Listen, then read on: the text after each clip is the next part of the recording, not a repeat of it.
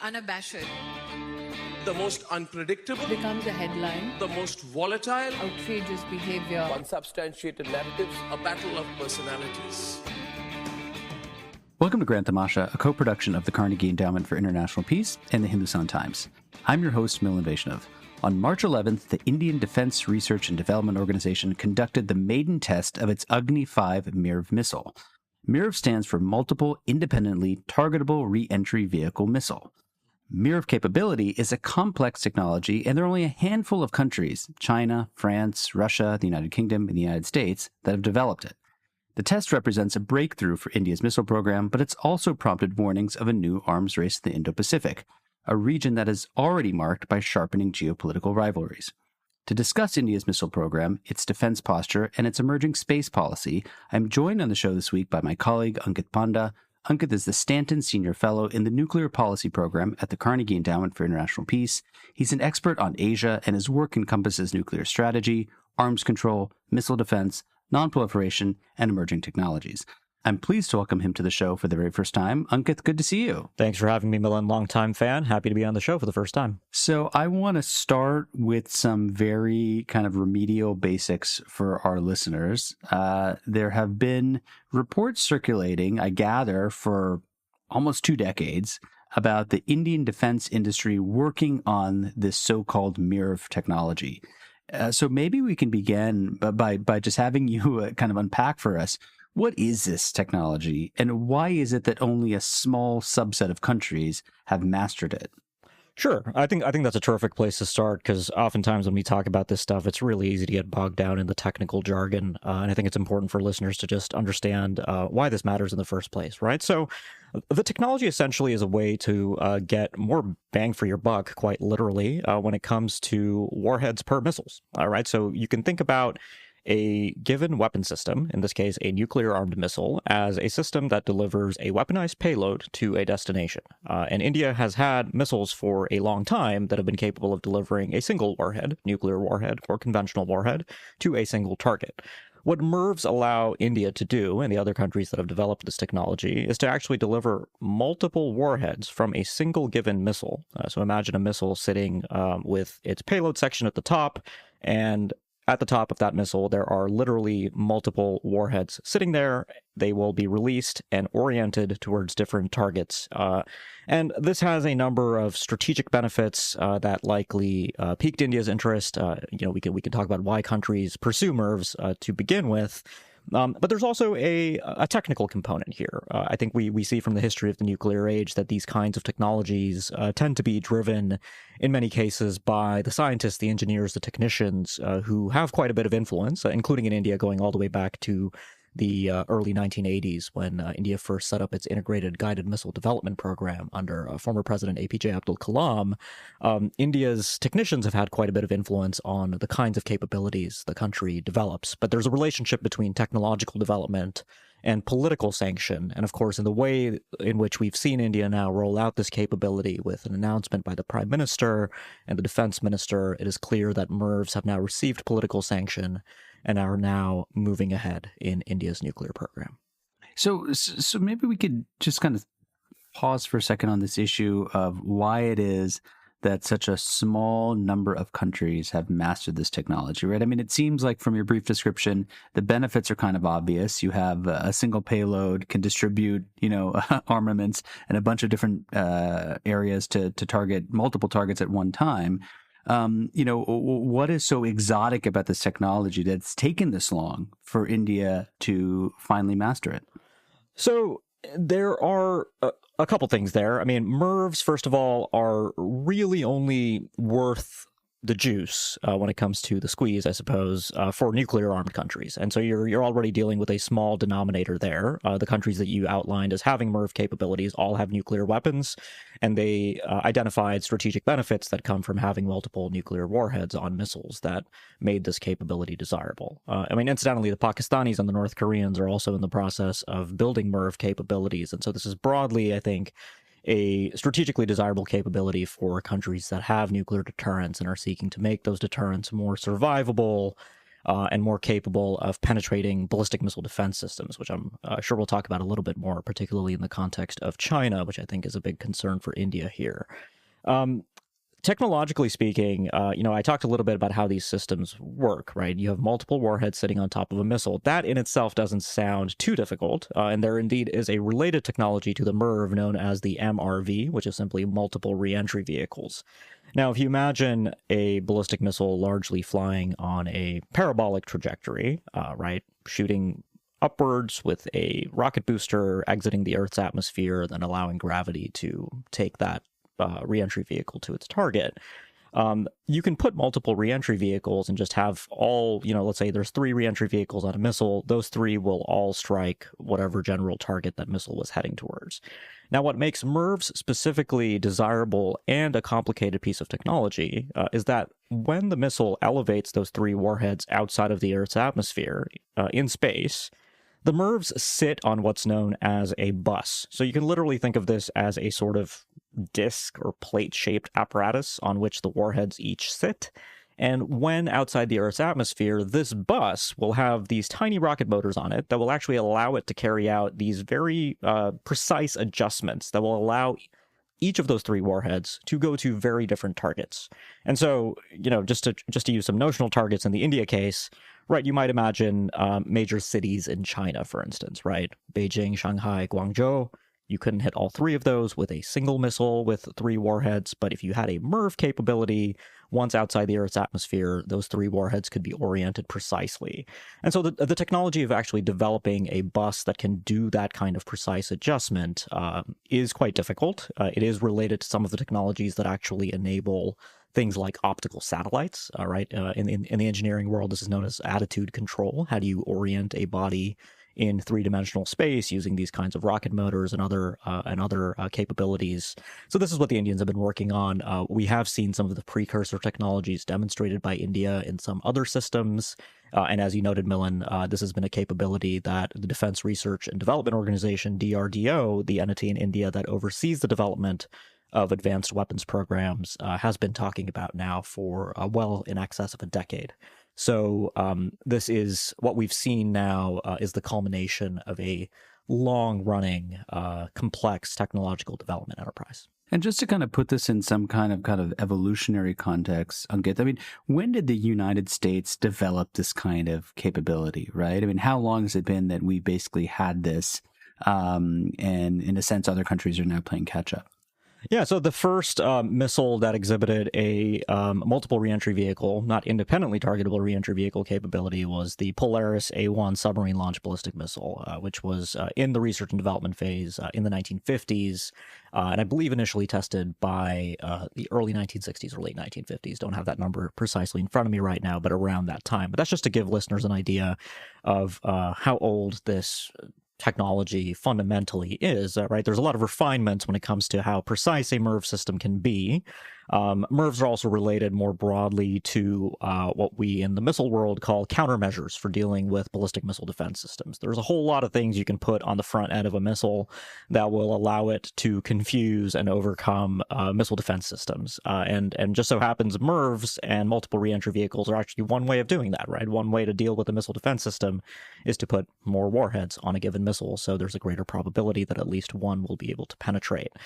And that was fundamentally one of the initial concerns. But there were other factors here, right? The cost effectiveness was a big one, especially for the Soviet Union. The Soviets figured out pretty quickly that if you're trying to scale up, and this was at the height of the Cold War arms race with the United States, when we had thousands of nuclear weapons deployed in those countries, very different from what we have in Southern Asia today. But the Soviets discovered that a very cost-effective thing for them to do would be to put multiple warheads on single missiles, right? And there were, of course, stability consequences here that mattered quite a bit during the Cold War. Arms control between the U.S. and the Soviet Union in the 1970s and onwards became quite bogged down with the issue of how destabilizing MIRVs could potentially be, just because of the incentives they give the other side in a crisis, right? If you know your adversary has a bunch of extremely valuable missiles that have multiple warheads on them, you will be rather interested in taking those out as quickly as possible. And so that generates some pretty dangerous incentives. And some of those incentives, I would argue, are beginning to manifest now between India, China, and Pakistan fundamentally. So I want to get exactly to this point, but before I do that, let me just ask you one more question on the technology.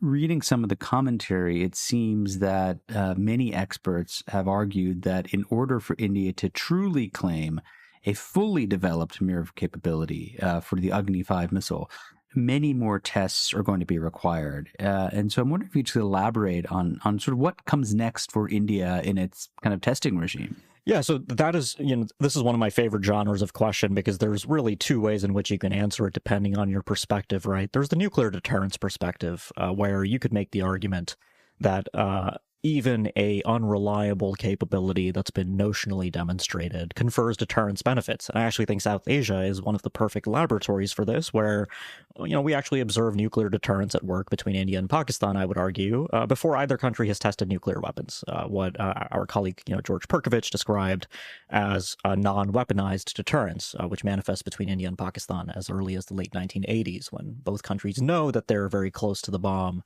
but neither has demonstrated it, of course, until May 1998 in the weaponized form. And so from a nuclear deterrence perspective, arguably India making this initial demonstration does confer some benefits from both the technology and from the strategic perspective. But from an engineering perspective, right, if I didn't work at the Carnegie Endowment and I worked at DRDO, I would have a very different answer in that I would agree with those experts that say that we need to test the system to higher degrees of reliability.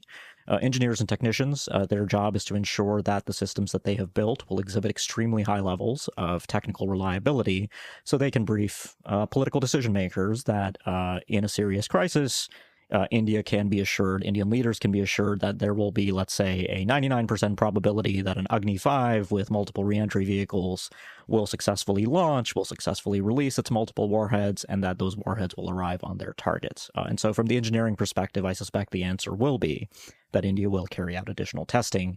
And if we look at the history of India's ballistic missile development testing efforts with the earlier missiles in the Agni series, this really has been the story. India does test more than certain other countries, although we have imprecise data for comparison purposes. But India does quite reliably and regularly carry out missile testing to ensure that reliability is high. So let me now kind of bring this conversation to a report that you authored for the Carnegie Endowment, published in 2023, on Indo-Pacific missile arsenals, and we'll link to this in our show notes. I just want to read a passage from the very beginning of the report because you start this report off with the kind of ominous warning. You write, "The Indo-Pacific region is at the cusp of a new missile age driven by perceptions of rising insecurity. Contemporary geopolitical dynamics, including systemic competition between China and the United States, and worsening threat perceptions continue to drive substantial investments by regional states in a range of missile capabilities." I wonder if we could just kind of pause on this and kind of zoom out at a kind of 30,000-foot level. Tell us a little bit about the broader regional dynamics which are at play and what really pushed you to author this report. Sure. Yeah, very happy to talk about that. Let me start with the second part of your question about why I decided to even look at this. So the story begins in 2019 for me, which I wasn't at Carnegie then, but I was working on missile and nuclear issues, and I was watching with interest as the United States under the Trump administration decided to withdraw from the 1987 Intermediate Range Nuclear Forces Treaty. This was one of the final Cold War arms control treaties agreed between the United States and the Soviet Union, and it implemented a global ban on the possession by those two countries and Soviet successor states of missile systems specifically with ranges between 500 and 5,500 kilometers, what we generally call intermediate or regional missile systems. So when this treaty ended, you basically had the rug pulled out from underneath what had been a very important source of structural predictability in the security environment in both Europe and in Asia. And I saw that the European security component of the INF withdrawal decision was receiving quite a bit of attention.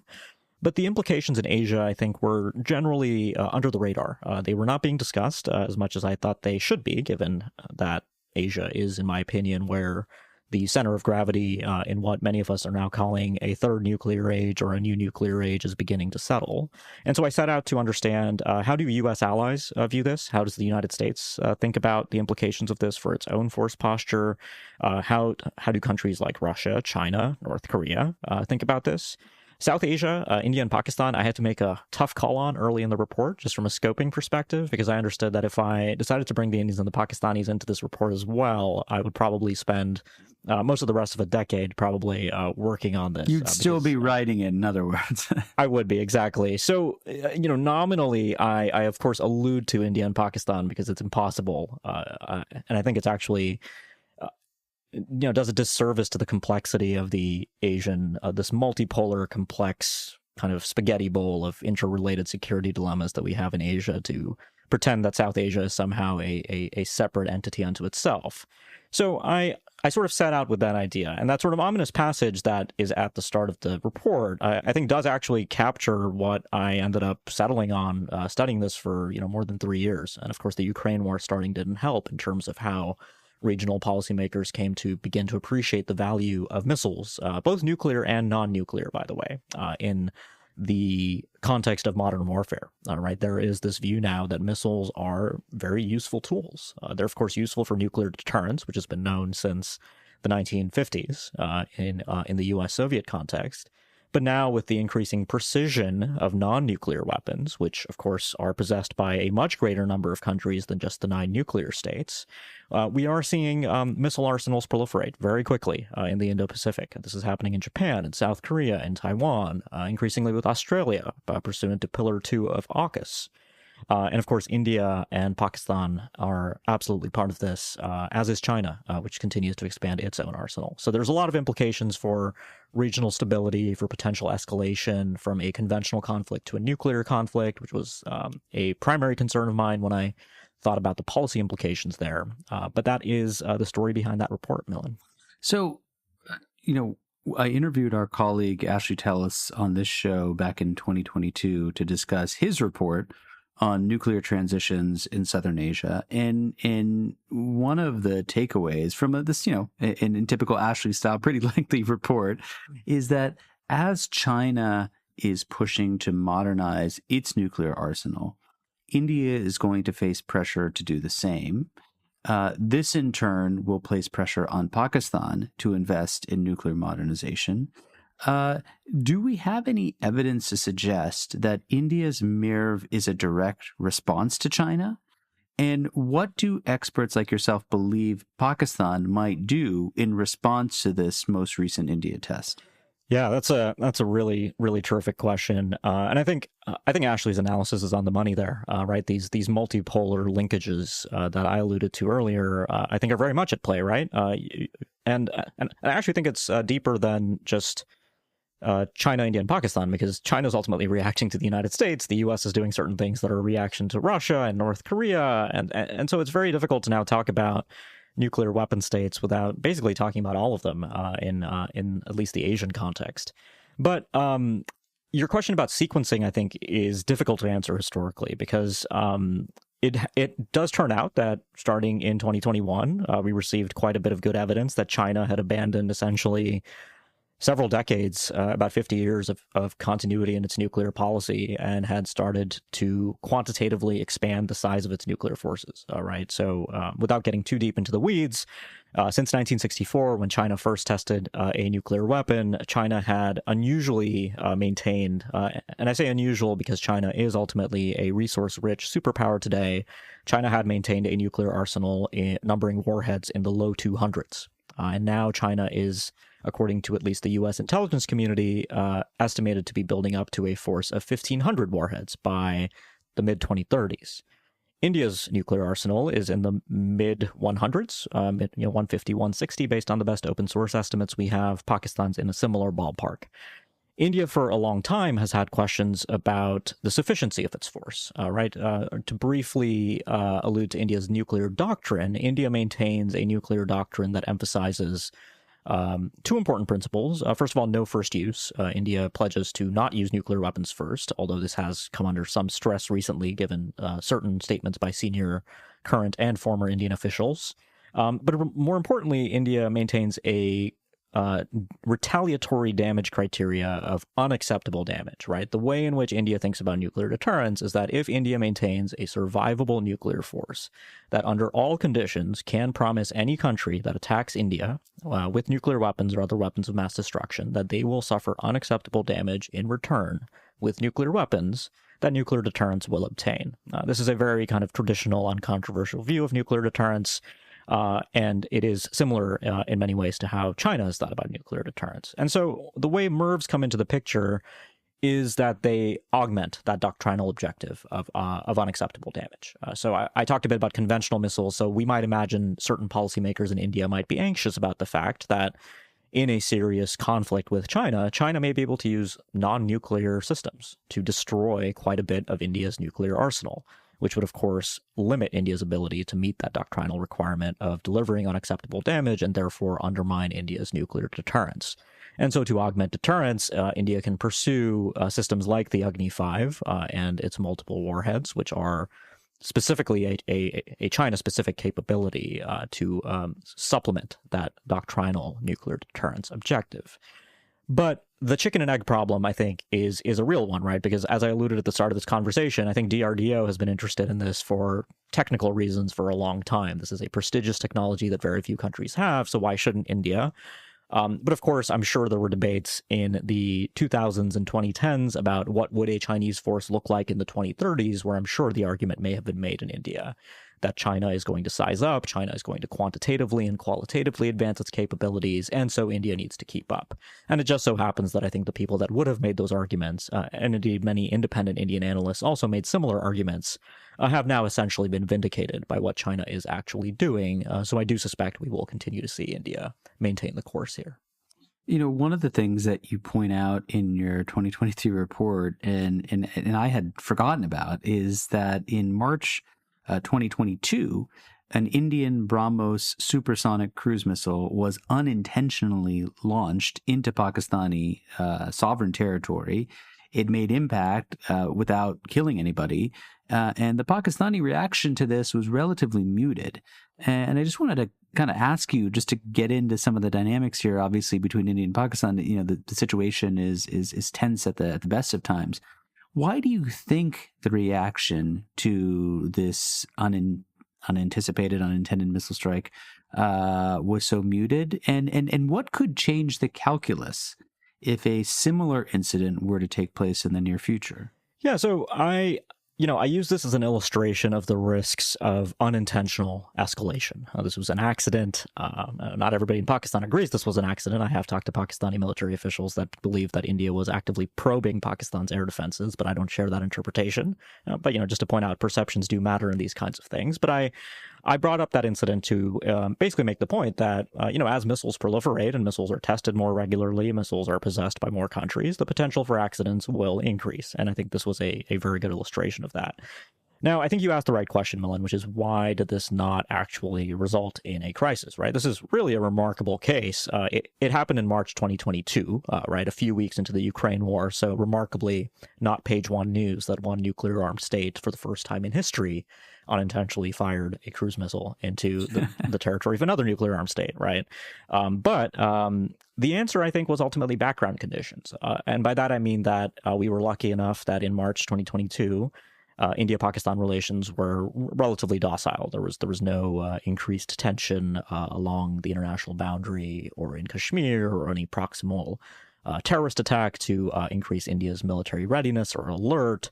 We might imagine a version of history where this accident had taken place in the final days of February 2019. Am I confident that the Pakistanis would have reacted in the way that they did then? I don't think so, because background conditions were a lot worse. The two countries were on the verge of war, and indeed they did use air power against each other for the first time since 1971, and so the potential for thresholds to be crossed in conflict was rather high. And so background conditions matter quite a bit, and so I think we got quite lucky that in March 2022, Pakistan was not expecting, had no reason to believe that India would carry out an attack. Pakistan also determined that a single incoming cruise missile was probably not the start of a first strike aimed against Pakistan's nuclear forces. And so what Pakistan did, which was convene a press conference and basically tell the Indians, we saw this and we have questions, was a reasonable response. What worried me, though, was that it took India, I believe, about 48 hours to come clean publicly that this had happened, and then, of course, much longer to actually internally pursue accountability and investigate what had happened, leading to this unintentional launch.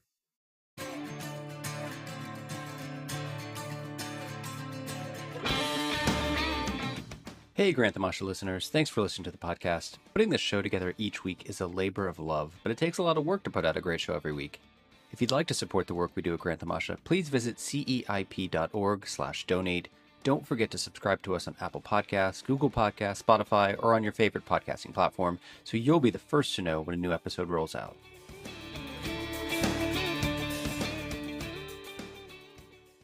So just kind of sticking with India for a second, I was intrigued by a line in your report in which you noted that India's conventional and nuclear missile forces, while not a primary driver of Chinese threat perceptions and defense investments, are nevertheless a consideration for Beijing. And the reason that this kind of jumped out to me is, we have a tendency, those of us who work on India, to talk about China and India as being locked into this kind of really tense rivalry that is worsening as the months go by. And yet, India's behavior appears to be kind of second order importance to Beijing. And I'm wondering if you could kind of unpack that for us. Yeah, I mean, I think it's accurate to say that really since the 1962 war between India and China, there has been a disproportionate level of intellectual resource investment in New Delhi and Beijing vis-a-vis the other, which is to say that India thinks a lot more about China than China thinks about India when it comes to security. And I think that makes complete sense if you look at the resources, the relative power, the grand strategic ambitions of both countries since then. And it remains true today. Our colleagues at Carnegie, Toby Dalton and Tong Zhao, did a report, I believe in 2019, where they surveyed Chinese experts working on South Asia and nuclear weapons issues. And I think their research broadly supported this point, that China no doubt perceives a more dangerous world for its own interests, but it's entirely driven by the United States. And so India is a secondary consideration, but it is there. China does not, of course, ignore its southern frontier. It does treat India as a rival. I think the best analogy maybe to actually describe how China thinks about India is how the United States used to think about China perhaps for the last 30 years, right? Where, at least in the nuclear domain, there was a phrase that the United States would use to describe China, which was that it was a, quote, lesser included case of the nuclear deterrence problems that the United States had with Russia, which was a way of saying that if the United States built and planned for a nuclear force that could handle Russia, by definition, that nuclear force could accomplish all of the U.S. objectives necessary with regard to China. And I think today for China, it is precisely the same, which is that China will plan its conventional and nuclear forces with its mind on the United States and conclude that as a consequence of doing that, its India problem will effectively be solved at the strategic level, right? I'm not talking about what's going on at Pangong So and, Galwan and Arunachal Pradesh along the frontier where you have Chinese and Indian troops kind of eyeball to eyeball, with clubs and fists kind of pointed at each other. That's a very different set of issues. But at the strategic level, when it comes to resource investments in sophisticated defense systems, including nuclear weapons, I broadly think that is how China has approached India for a long time now. I mean, this is what the kids today would call a sick burn, to call somebody a lesser included case, right? I mean, it's just like a very nice term of art. I just want to kind of pivot a little bit to asking you about the kind of the policy implications of what you've written about. You had an op-ed in Breaking Defense, which we'll link to, which came out alongside your report, in which you write that, look, ambitious arms control in the vein of the INF Treaty, for instance, is unlikely to manifest in the Indo-Pacific region. But policymakers should be willing to test the prospects for constraints that can reduce risks. And what I'd like to ask you about is to elaborate on, what is it that diplomats and policymakers might be able to do to reduce risks, right? Short of a ambitious arms control treaty, where the circumstances for that may not be propitious. What role could India play if such discussions were held? So it's kind of a two-part question. What should we be focused on doing, and where does India fit in? Yeah, so this is really interesting because when I, of course, wrote the report, like I said, India and Pakistan were sort of deliberately sort of pushed to the side to sort of aid in the scoping. But what's interesting about South Asia, particularly since 1998, is that India and Pakistan, and if you talk to Indian and Pakistani strategic analysts who work on nuclear issues, they will say that now more than a quarter of a century into their nuclear age, arguably the Indians and the Pakistanis are doing somewhat better than the United States and the Soviet Union were, comparatively when they were that far into the Cold War. You can make the case that the Balakot crisis in 2019 was their version of a Cuban Missile Crisis, perhaps, or maybe that was Kargil, or maybe that was the Twin Peaks crisis in late 2001, 2002 after the Parliament attacks. But Indians and Pakistanis make the case that they have understood that there are certain rules of the road when it comes to competing under the nuclear shadow. They have crisis communications talks. They don't have formal arms control, really. All right, they don't in the sense of treaty-based arms control in the way that we've seen it manifest between Moscow and Washington. But they will make the case that basically they understand that they have the tools necessary to avoid nuclear escalation. Now, I don't share that belief. I think Balakot was a pretty good illustration of just how close the two sides could have come to a much more serious conflict that could have escalated much further had it not been for, frankly, events that I think are best described as luck. But when it comes to the broader multilateral context in which I was thinking, I do think a country like India can be much more influential in sort of strategic affairs in the region. I think under the Modi government in particular, India, I think, has made affairs of state pertaining to its nuclear forces and its strategic deterrent, generally speaking, a lot more opaque. And there hasn't been, at least in the last 5 years or so, a deliberate attempt to cultivate a strategic dialogue with Pakistan, which, fair enough. I will also make the point here that I think that does have to do with internal dynamics in Pakistan as well. But there is, I think, sufficient scope for India and Pakistan, again, to proactively seek to understand how many of these strategic changes that we now see in both countries, everything we've talked about over the last half an hour today, the new nuclear age, the growth of the Chinese arsenal, technological flux from MIRVs to ballistic missile defense, artificial intelligence, talking about these issues, I think, is the place to start. The point that I was making in that op-ed and the report more broadly when it comes to the Indo-Pacific is that I traveled widely in the region in the course of working on that report and researching the questions that came to me in the aftermath of the INF treaty ending. And I think while there is a premium across the board on what missiles can do for deterrence, both nuclear and non-nuclear, there is less of a focus or less of a recognition by policymakers and military planners of the risks, particularly the risks of nuclear escalation that follows. So really, there's a very modest recommendation here, which is recognizing that this is a topic that deserves our attention, deserves dialogue, deserves a place on the agenda in multilateral settings, perhaps in the ASEAN context, right? If you look at Asia, there is no logical center of gravity for multilateral discussions of security outside of the ASEAN-led process, the Association of Southeast Asian Nations. The 10 members don't agree on all of these issues by any means, but they do convene some of the more important regional processes. So India could be more proactive in those settings, in my opinion. So I want to now pivot, if I could, Ankit, to talking about India's space policy, which is an area where there's been a lot of dynamism, a lot of action in the past few years, I think a lot of foreign interest. About 5 years ago, just before the 2019 general elections, India surprised a lot of people by showing that it had the capability to destroy a satellite in low Earth orbit. You had a piece that you wrote back then in which you noted that this is something that only China and the United States have done. I'm wondering if you could just kind of link for us the previous discussion about India's MIRV capabilities with this anti-satellite test. Should we consider these events as kind of on a spectrum, as part of an evolution? How do you see these things and consider them jointly? Yeah, sure. So, they are both strategic technologies that are possessed by a few countries. And I think that's really where the similarities at the strategic level begin and end. There are stability implications of both. I made the argument at the time as well that India was largely using this anti-satellite weapon test as a pretext to actually validate some really important technologies that could be used for ballistic missile defense. Without getting too technical, shooting down a satellite in low Earth orbit, I think the Indian test was done at about 280 kilometers above the Earth's atmosphere, give or take a few kilometers. Shooting down a satellite at that altitude is actually not that different from shooting down, let's say, a Pakistani Shaheen-3 re-entry vehicle, right? So the technologies involved are very similar. And India actually literally released a video where they openly stated that they had used ballistic missile defense radars to cue the anti-satellite interceptor. Oh, and by the way, since I wrote that in 2021, the Russians actually carried out a demonstration as well. So now it's US, China, India, and Russia that have carried out these kinds of direct ascent anti-satellite weapon tests, which basically involve shooting a missile from the Earth's surface to a satellite passing overhead.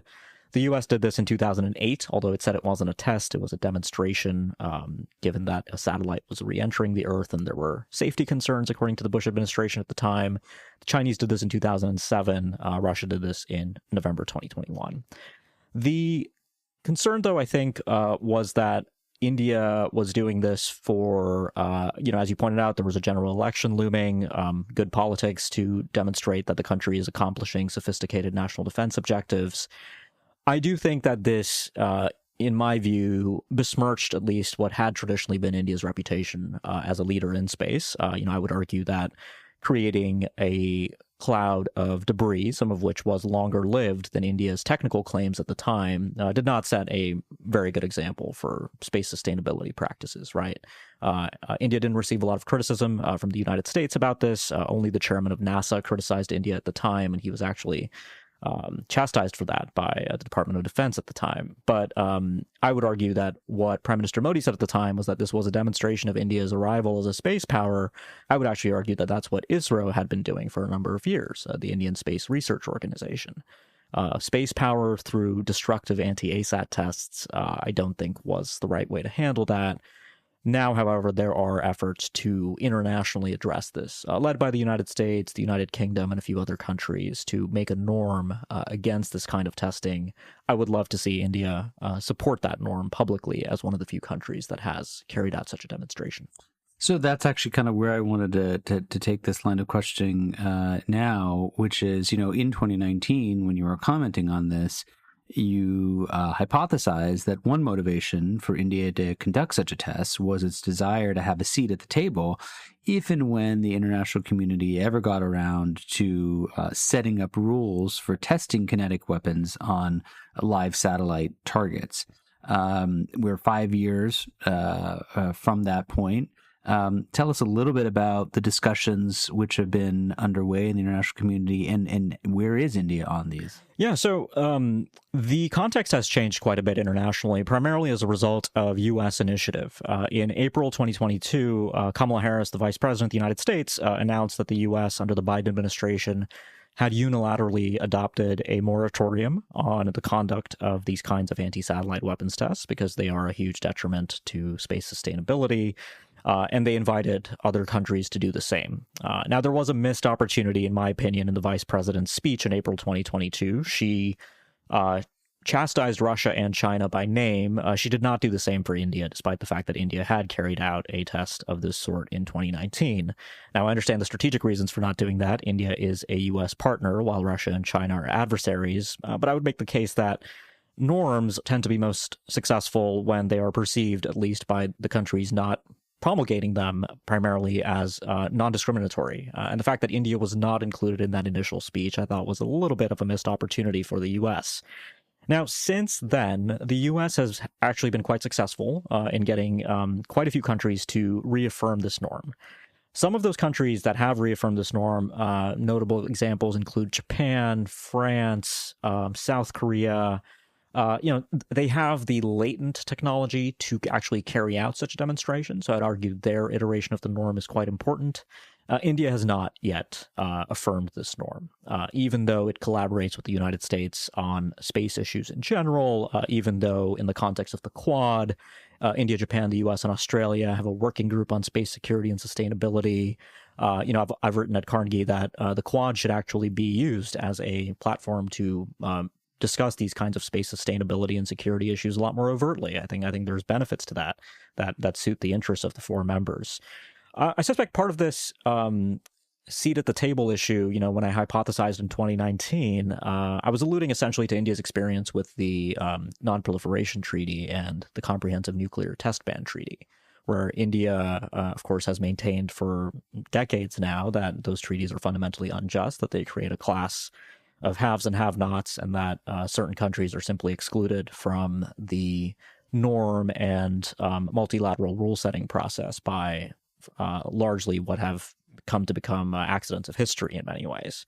And so perhaps that was part of India's intention, but if it was, I don't think the evidence since then really supports that, because India hasn't actually emerged as a prominent voice on these space security issues. Now, I don't know if that's a result of bureaucratic capacity in New Delhi. These kinds of things take time to percolate through diplomatic bureaucracies to where they can arrive at a common national position that takes into account the equities of everyone from the diplomats in South Bloc to the engineers at DRDO to folks at the Prime Minister's office concerned about strategic issues, so on and so forth. But my hope would be that we will get to a point where India, as one of the few countries that has carried out such a test, can be a more proactive actor internationally on these issues. I think that would be an extremely positive contribution by India to global governance on space security specifically. I want to just kind of ask you a bit about just the kind of space policy milieu right now in India, because I recall reading a piece in the New York Times published in July, I believe, of last year, which was a report on India's space sector. And it was just kind of brimming with optimism that, you had almost 150 registered space tech startups. There was kind of, great optimism that India could transform, as the reporter put it, the planet's connection to the final frontier. As you think about the future of space, both in terms of exploration as well as weaponization, where do you think India fits in?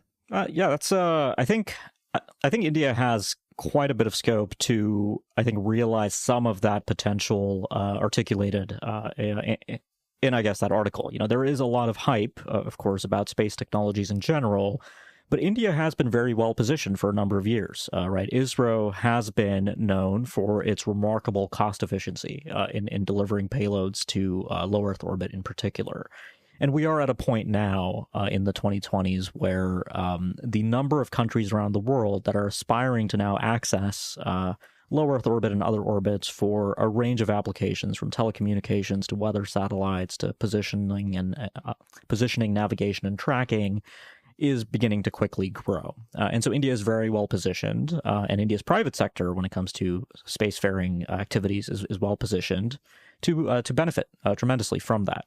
But of course, a lot of this is going to come down to India establishing a sufficiently friendly and accessible internal regulatory environment for other countries, other private sector actors to be able to do business with Indian space firms on these issues. I know our colleagues at Carnegie India have done a lot of work looking at the Indian regulatory environment in this regard, and that's far out of the realm of my expertise, so I won't say more on that. But there is, I think, quite a bit of scope for India to continue sustaining this reputation that it has built up over a number of decades. Now, India will face competition, right? Because we are, of course, in the world of SpaceXs and aspiring SpaceXs around the world that are going to challenge that cost-effectiveness proposition that India has long benefited from. But with a sufficiently entrepreneurial environment within the country where space tech development is actively encouraged, there's no reason that India can't remain competitive in the longer term on these issues. Now, again, I think when it comes to weaponization as relating to these aspirations, I think that will take a recognition at the very top in India that India has to essentially decide what kind of space power it wants to be, right? What's notable about the United States, for instance, the U.S. is the world leader in how much it relies on military space systems for its national security missions, but the U.S. does not have disclosed, at least, the U.S. doesn't have disclosed counter space capabilities and is very much focused on space sustainability. And so India, there is a version of a future where India could become more reliant on space for military communications, for intelligence, surveillance, reconnaissance, but and at the same time also enable a more entrepreneurial and active space tech community in the private sector without necessarily contributing to some of the more corrosive international dynamics that are rendering space more congested and competitive and dangerous. So, Ankit, I want to just kind of maybe conclude this conversation by asking you a little bit about Russia, which is a country that's come up a little bit in this conversation, but we haven't really kind of focused in on. You and several of our colleagues had a piece recently on the sort of dimming prospects of U.S.-Russia cooperation on nonproliferation issues. As you know, the India-Russia defense relationship always is one that gets tongues wagging, particularly in Washington. This week, we learned that the Indian Navy will soon take delivery of 2 Russian-made warships. We know, of course, that India has purchased the S-400 missile system from the Russians. The delivery of the final shipments has been delayed by some media reports by up to 2 years. As somebody who kind of closely studies U.S. defense policy, how tenable is India's position here as a growing defense partner of the United States, but obviously a long-standing recipient and collaborator of the Russian kind of defense establishment? Can it continue to cozy up to the United States while simultaneously making massive arms purchases from the Russians? Yeah, this is an excellent topic. It's one that, unfortunately, I think the answer is ultimately India's dependency on Russia is the product of really decades of defense policy. Right? There's maintenance, logistics, there's cultural and bureaucratic legacies there. The two systems understand each other and have done business with each other for so long that it's simply not realistic for India to supplant itself from, to use the old terminology, from the Eastern Bloc to the Western Bloc. India cannot overnight go away from, Almaz Ante towards Lockheed Martin, in other words. Now, change is happening, right? There was a recent report by the Stockholm International Peace Research Institute, which tracks defense export activity around the world, which actually had the very interesting observation that Russia has remained India's main arms supplier for the previous 5-year period between 2019 and 2023. But for the first time since the early 1960s, deliveries from Russia to India within that 5-year period made up less than half of India's arms imports. And the United States makes up for a much greater part of that comparatively. So I would suspect, Milan, that over the course of our lifetimes, I think this trend is going to continue, but it's going to be very slow. It is going to be part of India's broader military modernization efforts in the 21st century. As India modernizes, though, we do see evidence that India is continuing to rely on Russia, right? The S-400 surface-to-air missile defense system deal was, of course, a huge thorn in the side of the U.S.-India relationship for a long time, and I think demonstrated that New Delhi remains incredibly cost-sensitive, right? This is, of course, a big problem for the United States, is that with a cost-sensitive bureaucracy like India in particular, U.S. offerings simply aren't competitive.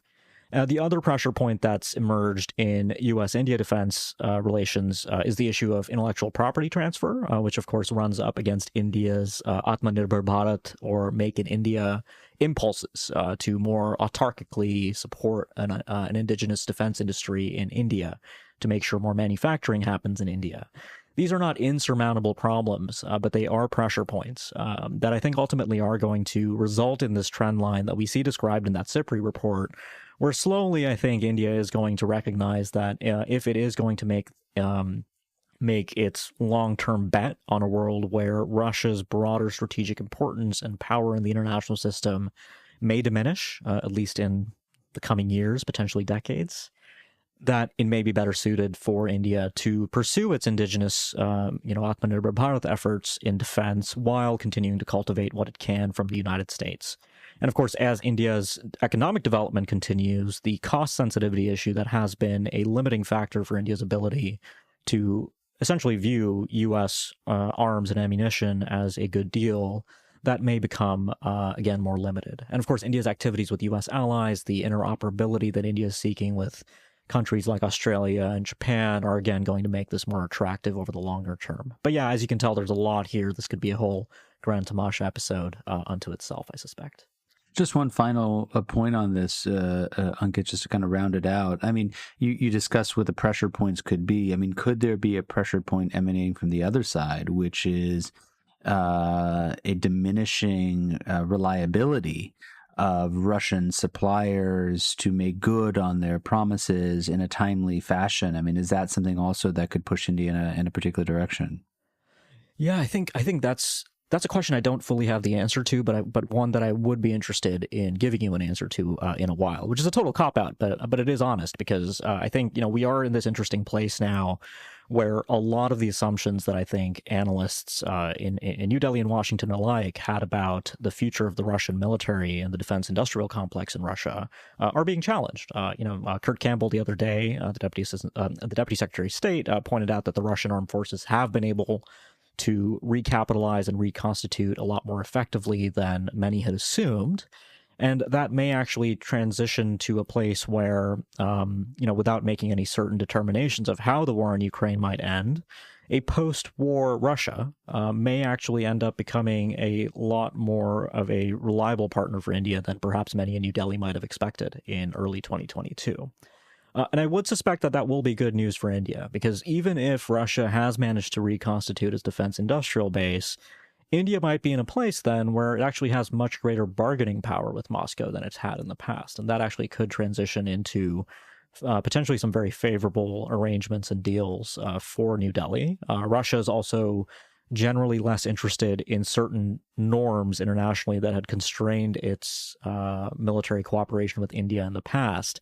And so we might imagine, for instance, a Russia that, again, prioritizes nonproliferation less, potentially being willing to do deals with India on more sensitive technologies. Naval nuclear propulsion has been a big area of interest for the Indians for a long time. They leased a nuclear-powered submarine from the Russians for a number of years. Will India have the leverage to potentially seek Russian propulsion technology? Unknown to me. There's been interest exploring that with the United States, going all the way back to the Obama administration as well. So lots of uncertainties there, but I would leave listeners with this notion that I think this is a very precarious time to make any long-term projections about Russia's kind of strategic positioning when it comes to these issues, particularly in the defense realm. So I think it's best to keep an open mind, and I would, I think, give that same advice to U.S. policymakers that perhaps might be very optimistic about what the Russia-Ukraine war might mean for U.S.-India defense ties longer term as well. My guest on the show this week is Ankit Panda. He is the Stanton Senior Fellow in the Nuclear Policy Program at the Carnegie Endowment for International Peace. He's also the author of a 2023 report titled Indo-Pacific Missile Arsenals, Avoiding Spirals and Mitigating Escalation Risk. Ankit, it's been long overdue to have you on the show. We covered a lot of ground, from space to MIRV to Russia to China, India. Thanks so much for taking the time. Thank you, Milan. The pleasure is all mine. Grand Tamasha is a co-production of the Carnegie Endowment for International Peace and the Hindustan Times. This podcast is an HT Smartcast original and is available on htsmartcast.com. You can also find us on Apple Podcasts, Google, Spotify, or wherever you get your podcasts. Don't forget to rate and review. It helps others find the show more easily. For more information about the show and to find the writing we mentioned on this week's episode, visit our website, grandtamasha.com. Tim Martin is our audio engineer, and Mira Verghese is our executive producer. Thanks for listening, and see you next week.